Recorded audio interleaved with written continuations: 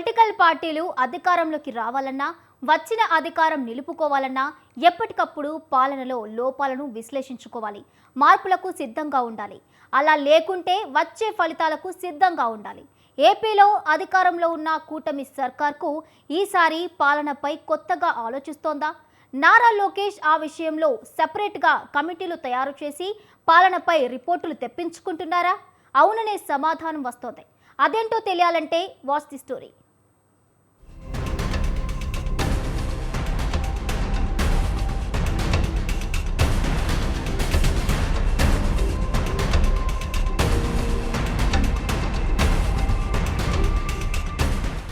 TDP అధికారంలో ఎక్కువ కాలం కొనసాగడానికి కారణాల్లో చెప్పుకోవాల్సింది ఎప్పటికప్పుడు క్యాడర్కి లీడర్కి మధ్య కోఆర్డినేషన్. దానికి తోడు టెక్నాలజీని అందుకుని దాన్ని పార్టీకి అన్వయించడం కూడా ఓ కారణం. టెక్నాలజీ ఉపయోగించి నిర్ణయాలలో వేగం పెంచడం చూస్తూనే ఉన్నాం. ఈ క్రమంలోనే టీడీపీలో కొత్త వ్యవస్థను ఏర్పాటు చేశారు. దాని పేరు ఫీడ్బ్యాక్ కమిటీ. నారా లోకేష్ ఆలోచనకు రూపకల్పన అంటున్నారు. ఇంతకీ ఈ వ్యవస్థ విధి విధానాలు ఏమిటి, ఏ విధంగా పనిచేస్తుంది అంటే చాలానే ఉంది.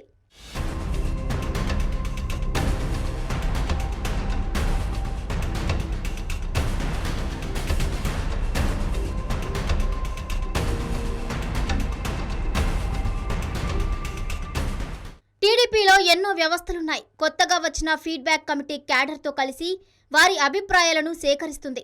గ్రౌండ్ లెవెల్లో ఉన్న క్యాడర్ ఎవరైనా తమ అభిప్రాయాలను, సమస్యలను ఈ కమిటీ ద్వారా అధినాయకత్వం దృష్టిలోకి సులువుగా తీసుకుని రావచ్చు. ఇక ఈ కమిటీ చేసే మరో కీలకమైన పని ఏంటంటే గ్రౌండ్ లెవెల్లో పరిణామాలను గమనిస్తూ పార్టీకి సమాచారం అందించడం. పార్టీ పరిస్థితి మీద మానిటరింగ్ చేస్తూ అప్డేట్గా ఇన్ఫర్మేషన్ని హైకమాండ్కి ఇవ్వడం అన్నమాట. దీనివల్ల సంస్థాగతంగా పార్టీ ఇంకా బలంగా తయారు చేయడమే టార్గెట్.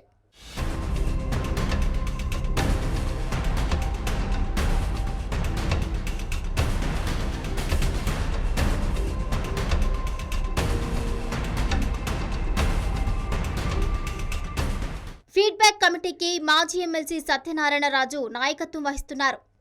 ఆయన నాయకత్వంలో 3 సభ్యులతో ఈ కమిటీని ఏర్పాటు చేశారు.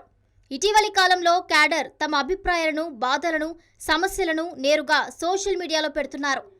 దానివల్ల పార్టీకి కొంత ఇబ్బంది అవుతోంది. అది ప్రత్యర్థికి ఆయుధంగా మారుతోంది. అందుకే వ్యవహారం అంతవరకు వెళ్లకుండా కమిటీతోనే వారు తమ సమస్యలు చెప్పుకుంటే ఒక కుటుంబం మాదిరిగా పరిష్కారం లభిస్తుందట.